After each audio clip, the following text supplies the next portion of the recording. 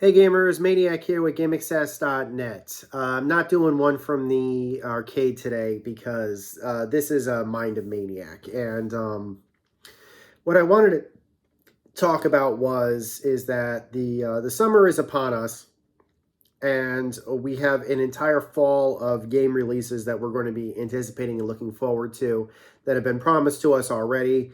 I'm super looking forward to Alan Wake 2. I'm super looking forward to Spider-Man 2 for PS5. Um, so yeah, I have some games that I am anticipating for the end of this year.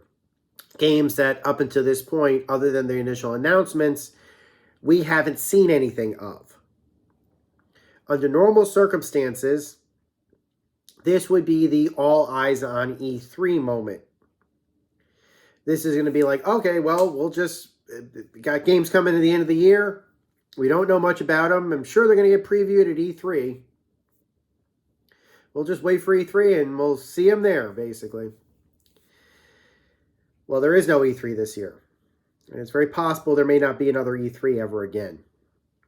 And I have been an enthusiast of E3 since the year 2000. Knowing this is like a serious moment of change. Knowing that there will not be an E3 this year intentionally.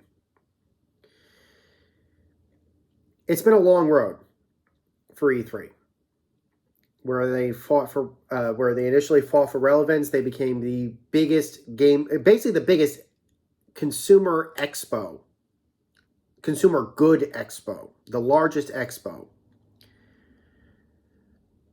And now, no more.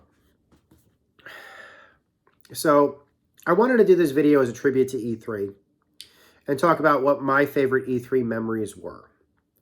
And I got to start with the very first E3 memories that I actually have.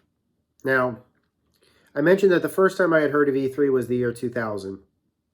I was still in high school at the time, and my favorite game at the time was Metal Gear Solid for the original PlayStation. Yes, the MGS, the original MGS. I loved that game. Played it over and over and over again. Beat every component of it. Unlocked everything that I could find. Tuxedo, stealth camo. Beat all the VR missions. You know, it was a great game. It still is probably one of my favorite games of all time. And now it's but at the time, as far as we knew, that was it. That was the game. There wasn't going to be any more. We weren't going to see Solid Snake again, because we didn't know if Metal Gear Solid was going to be a franchise, was going to make more games, was going to release more games. And even if they did, who knew if the characters that we knew and loved from the game are going to be returning? I, for one, was aware of the fact that there had been Metal Gear games before Metal Gear Solid, because I remember seeing the MGS and MGS2, you know, the MG and the MG2 prologues and, you know, text fillers and stuff like that from the original game. And I thought, oh, maybe Snake might come back, but who knows if we'd get Otacon back or Dr. Naomi back, or, I mean, it'd be just too much. And I'm like, Otacon at the time was my favorite character. So I didn't think anything of it. But I remember reading a lot of fan sites at the time. And there was this fan site at the time called MetalGear.net. And don't go looking for it. The site shut down a long time ago. And the site that, if you can find a MetalGear.net these days, it's not the same MetalGear.net that it was back in 1999 and 2000. It was, the assumption is that, you know, a lot of people accidentally confused that website. It was a fan site. It was run, it took in emails and had a letters column, and talked about gaming news and things like that. And sometimes they were confused for actually being Konami or the Kojima team. And sometimes they would get emails coming in the letter section saying, when is there going to be another game? Are we going to hear about another game? And I remember reading a weekly letters to the editor or whatever that he had posted that said, yeah, there's an E3, there's an event coming up. Probably just keep your eyes on E3 2000. It'll be like next week or something. And I was like, okay, all right. So at the time E3 took place, this was the year 2000, E3 took place over the course of a 3-day weekend, Friday, Saturday, Sunday. He asked me that was the best way to do it. And people disagreed, but they're wrong. So E3 happens. Friday comes around. First day of E3 of the year 2000. I'm in school, but I'm in a good school. And by a good school, I mean like I was in a school that at the time actually had computers available in the classrooms. Like I went to a really good school for high school. And I had good teachers. I normally have railed about my school experiences. You've seen videos about this. I said that all ended when I was in high school. No, I went to a good high school. High school was, yeah. And when I was, that Friday, which were usually reserved for test days, but that Friday I had no tests. And I finished my work early in one of my classes. I think it was my English class. And I was like, all right, well, I think E3 is going on today. It was like noon or something. Let's see if there's any news going on about this. Maybe if there's a Metal Gear Solid 2. We were on a high-speed network. It was the first time I ever visited IGN.com. I had heard about that website. I figured, well, there's this website called IGN.com. If there's anything going on, they'll have news about it. So I go on IGN.com, and on the front page of IGN.com that morning, was an off-screen video, literally like a cammed off-screen video of the E3 2000 announcement trailer, the 10-minute E3 announcement trailer for Metal Gear Solid 2. Now, the computers that they had at my school did not have speakers, nor did they have headsets. Although you could probably, if you had a headset with you could probably plug it in and make it work. But this video was in Japanese and it was subtitled. So it didn't matter that we didn't have audio. The thing was, it was a 10-minute video. And even with the high-speed network, it still took all class for that video to download. There was no streaming option at the time. Streaming was, it downloaded as you watched it, basically. And, yeah. So, we waited. Everybody starts looking at the screen. Teacher doesn't care. We're finished with our work.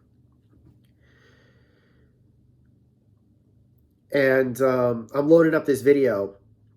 And the first line is, "This is Snake. Otacon, do you read me?" And I just start screaming. And the video, everybody's like, what the heck? Well, not screaming. I scream internally. And the video, I remember my peers, who I was friendly with, I look and like, what is that? I said, it's Metal Gear Solid 2. They're like, there is no Metal Gear Solid 2. I said, I know. There isn't. They just announced it now. And this is gameplay footage of it. Oh, you better play that. Show that to me. They were amazed by the graphics. They're like, what is this running on? I said, this is the PS2. It's like, there is no PS2. I said, yeah, I know. It's coming, though. It's going to come from the PS2.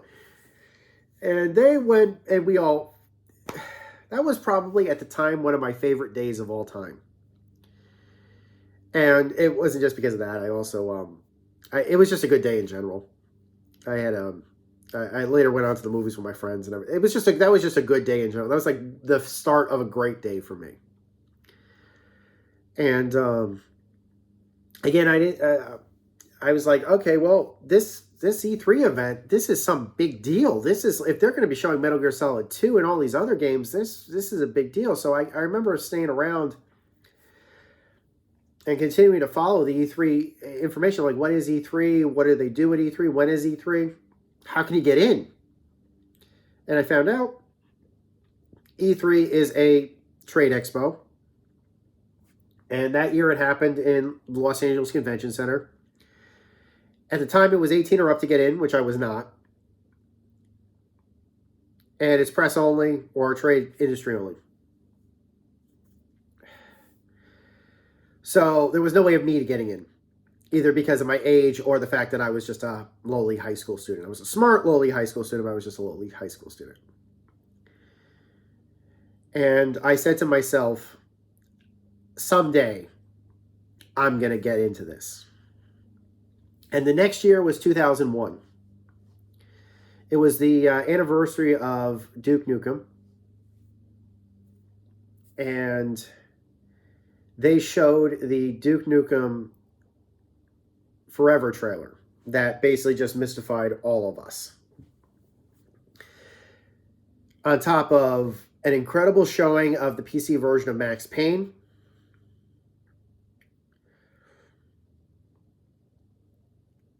It was a great, yeah.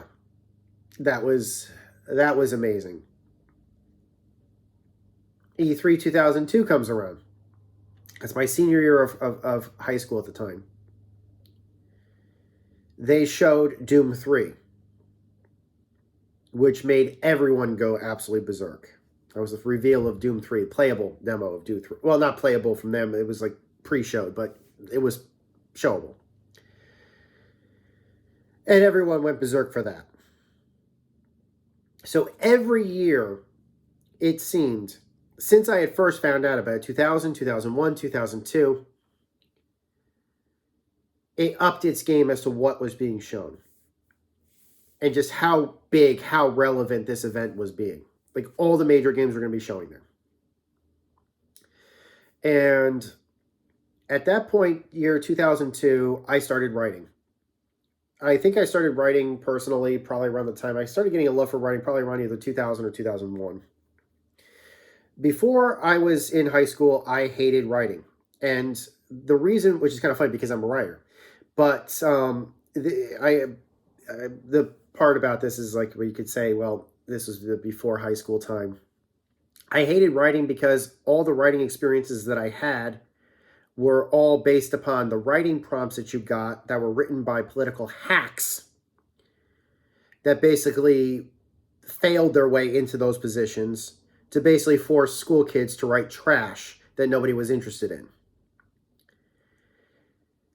There's a whole article about this that I'll probably link below that was written by Paul Graham. Yes, the Paul Graham, which is about why kids hate writing. And essentially, and he's right. Basically, he blamed the educational system, which, as far as I know, has not changed or improved. And that was 20 years ago. I think he called it the age of the essay or the end of the essay or something like that. And he basically said that people hate writing because when they go to school, all the writing prompts that they're given is all based on examining literature that has been well treaded. That there's nothing that they can contribute to, that they can't even relate to because of how young they are. And they don't have the life experiences that this classic literature can actually provide, so that they can use to have a frame of reference to, compare themselves to. And so I couldn't disagree with that. But then at that time, that was like the start of like GeoCities. And that was the start of GameSpy's Planet Sites. That was the start of the very early days of blogging and of news posting and writing about games. And I was writing about games at that time. By 2002, I actually had a non-paid writing gig. Most of my gaming experience was all non-paid. But it had perks, lots of perks. And one of the things that I had done was I had gotten into my very, very first writing gig for a professionally run website by a professional organization called GameSpy. Now, most people don't remember GameSpy. It's not important. But in the year 2000, GameSpy pretty much owned multiplayer gaming. GameSpy was originally an application that was used to basically do all of your web searches for online games for the games that you have on. At the time, games didn't ship with their own internal server browsers. Later on, they would ship with them, but those were actually based on GameSpy's software. But what would happen is that GameSpy had third-party applications that could actually sniff out if there were any game servers running on the web and allow you to connect to them so you could play. It was pretty awesome, actually. And then later on, they expanded it to covering video game coverage, that sort of thing, basically. It was a great reference. It was a great website. Had some great writers for it. And it had a whole bunch of planet sites. Now, what the planet sites was that every franchise was considered a planet. It started with Planet Quake, And what they did was their idea was to roll out, I don't know what you would call it, like basically roll out access to all of these different games. So that basically you could have like all this news about games and things like that. So if there was mods coming, they would be posted about on Planet Quake. Fan films, fan content, that sort of thing. News about the games themselves. You go to Planet Quake if you want to hear about all the Quake stuff. You would go to Planet Unreal if you wanted to do that. And around the same time, there was a site called Planet Anachronox. Anachronox was a game that was developed by Eidos Interactive, Ion Storm Dallas. It was the second game that was officially released internally by Ion Storm Dallas. It was the last game they actually released. It was directed by Tom Hall. And it was a humorous sci-fi RPG for PC. It is probably to this day one of my favorite games of all time. At the time it had come out, it was pretty much ignored by most of the mainstream. It got 80-85% reviews in an era where most games were either coming out at like 70s or 90s. So having a game that was like at 80-85 was like very unusual. It still is to this day. And yeah, that was basically, but I remembered loving it, hearing about it through the Planet site, loving it, picking it up on PC. And one of the first professional writing gigs that I wrote was, at one point, the guy in charge was like, well, we need to get content out so that, you know, now that the game is out. So we're bringing in staff writers. If you want to send us a writing prompt, please do. And so I said I emailed them and I said, I'd really like to be submitted for this writing position. They said, okay, write me such and such amount of words about why you think that the game flopped commercially, but yet everybody loved it. And I did. And he liked it, and he published it. I called it Fan Favorite Commercial Flop. I later did a re-upload of it, a little bit more updated, a little bit refined, and I posted it on my website, gameaccess.net, so you can read it. It's still there. Most of the original heart of it, but I improved it a little bit and put in some more recent information on it because it's like I can't publish this story in like 2014 or 2015 that I originally wrote. The information is out of date, so I had to update that, but that got me the job. And then when that site shut down, I transitioned pretty seamlessly to Planet Max Payne, which were 3D action Planet Max Payne. Like I said, the gigs were unpaid, but I got perks. And one of the perks was an E3 invite. And that's where we're going to end part 1. I hope you guys enjoyed the video. Stay tuned for part 2. Until next time, this is Maniac with GameAccess.net. Take care. Over and out.